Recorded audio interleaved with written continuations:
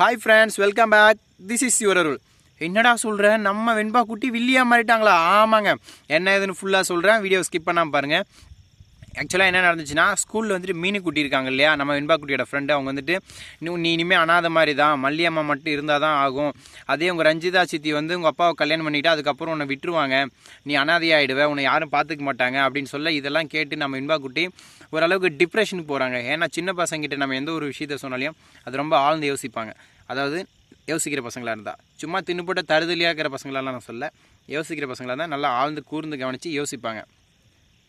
இப்படிப்பட்ட நிலைமையில் நம்ம வெண்பா குட்டி அதையே யோசிச்சுட்டு வீட்டுக்கு வர அந்த டைமிங்கில் அவங்க கண்ணில் பார்த்தது என்னென்னா, நம்ம விஜய் இருக்கார் இல்லையா, அவங்களோட டாடா வந்துட்டு அவங்களோட சித்தி வெண்பாவுக்கு வந்து சாரீ கொடுக்குறாருங்க. எதுக்காகனா கல்யாணத்துக்காக புடவை கொடுக்குறாங்க. இதை பார்த்தோன்னே நம்ம வெண்பா குட்டிக்கு மீனு குட்டி சொன்னதெல்லாம் ஞாபகம் வந்துச்சு.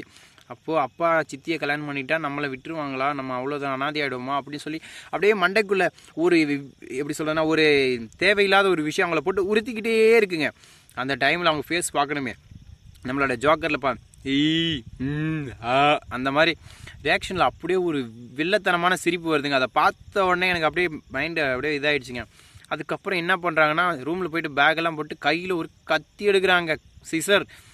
என்னடா நம்ம ரஞ்சிதாவை போய் சோறுன்னு சொல்லி போட்டு தள்ளிடுவாங்களா, இந்த வயசில் இந்த குழந்தைக்கு இது தேவையா அப்படின்னு சொல்லிட்டு நானே பயந்துட்டேங்க.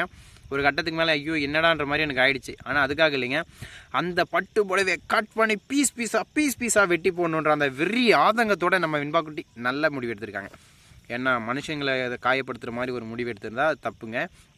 நான் டைரெக்டாக கூட திட்டிருப்பேன். ஸோ ஏன்னா குழந்தைங்க வந்து தெய்வம் ஒன்றுன்னு சொல்லுவாங்க. அப்படிப்பட்ட குழந்தை கையில் ஒரு ஆயுதத்தை கொடுத்து இன்னொருத்தவங்க துன்புறுத்த சொன்னால் அது மிகப்பெரிய தவறு.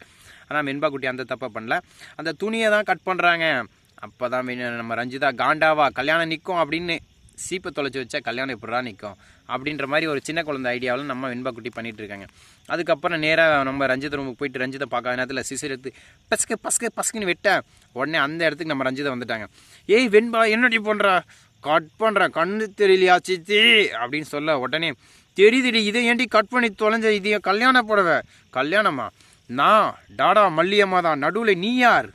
எங்களோடு சோறு ஊட்டினாயா, துணி துவைத்தாயா, எங்கள் அப்பாவுக்கு பணிவிடை செய்தாயா அப்படின்னு மாதிரி டைலாக்லாம் விட்டு, நீ தேவையில்லாத விஷயத்தெல்லாம் பண்ணாத, ஒழுங்காக ஓடி போயிடு, மல்லியம்மா தான் எங்கள் அப்பாவுக்கு, எனக்கு அம்மா அவங்க தான், நீ கிடையாதுன்னு சொல்ல இது பெரிய பிரச்சனையாகி அதுக்கப்புறம் புடவை பிடிச்சி இழுக்கிறாங்க. நம்ம வெண்பாவை ஒரு பக்கம் இழுக்கிறா, மாற்றி இழுத்து பிரச்சனையாகி விஜய் வந்துடுறாங்க. என்ன ஆச்சு பாரு மாமா, நீங்கள் கொடுத்த புடவை கல்யாண புடவை கட் பண்ணிட்டா அப்படின்னு சொல்ல, இதை கேட்ட உடனே என்ன பண்ணுறது ஏது பண்ணுறது தெரியாமல் விஜய் வெண்பா நம்ம ரஞ்சிதா கிட்ட சாரி சொல்லுன்னு கேட்க உடனே நம்ம வெண்பா குட்டி சொல்லிடுறாங்க, முடியாது டாடா அப்படின்னு சொல்லிட்டு கோபத்தோட விரியோட போகிறாங்க. நண்பர்களே, இதுக்கப்புறம் என்ன நடந்துச்சு அடுத்த வீடியோவில் அப்லோட் பண்ணுறேன். மறக்காமல் சப்ஸ்கிரைப், லைக், ஷேர் பண்ணுங்கள். Thank you so much. Tata, see you, bye bye.